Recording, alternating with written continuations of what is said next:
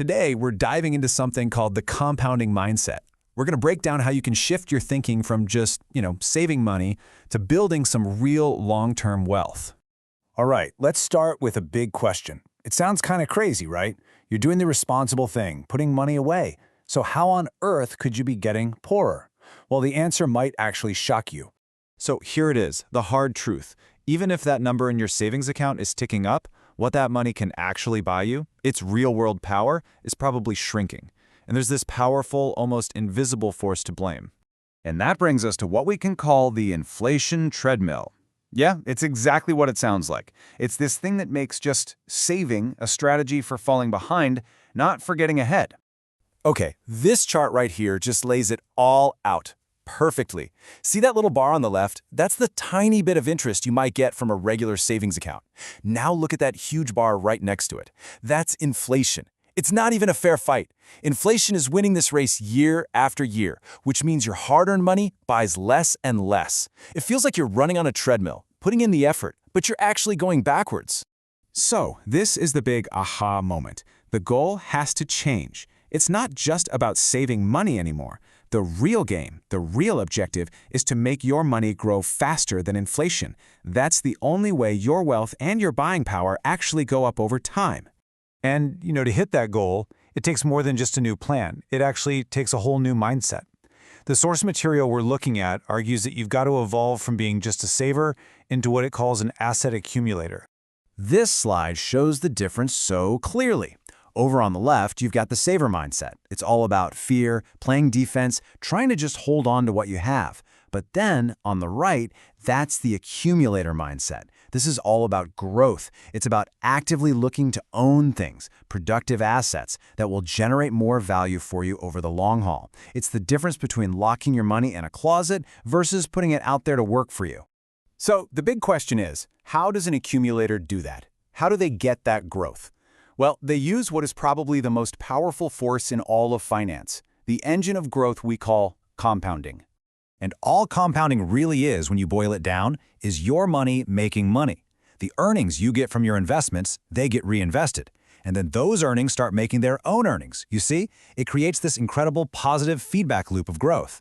And this right here, this is where it gets absolutely mind-blowing. Take a look at this timeline. For the first few years, the growth seems, okay, pretty modest. But then you hit year 20, and especially year 40, and that curve just shoots almost straight up. That is the snowball effect in action. Most of the real explosive growth happens way down the line, and it's all fueled by decades of those reinvested earnings. This is exactly why time is your single greatest ally in this whole. Okay, so we get it. We need to accumulate assets, let them compound. But what assets are we talking about here? Well, the source material points to one main vehicle for the average person to become an owner. And the answer is stocks, or more specifically, broad market index funds. See, when you buy an index fund, you're not just betting on one company. You're buying a tiny little piece of all the top businesses. You get to own a slice of the world's most innovative companies, the ones that are built for long-term growth. And if you look at history, this approach has pretty much smoked other assets like gold or real estate. Plus, it's a super simple way for anyone to invest like a pro. I love this quote from the source because it completely reframes how you should think about this.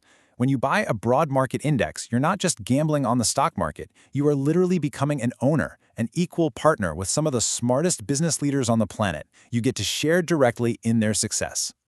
All right, let's pull this all together into a plan. The strategy that comes from this is, well, it's remarkably simple, but it needs one thing that's not so simple: discipline, and you need it for decades.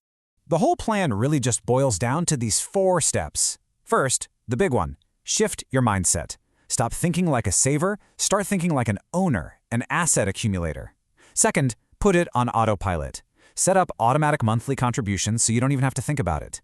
Third, invest simply. Use those major market index funds we talked about. And fourth, and this is probably the hardest part for most people, is just to hold. You have to commit to this strategy for the long, long haul, for decades, and let that magic of compounding do all the heavy lifting for you. And it's so important to get this part right. This is not a get-rich-quick scheme. It's a get-wealthy-slowly system. It's steady, it's methodical, it's predictable over time. We're talking about a process here, not trying to predict the future. So we'll leave you with this final thought. You've got the framework now. You have the mindset and the strategy to completely change your financial future. The only question left is, what are you going to build with it? What will your money's future look like?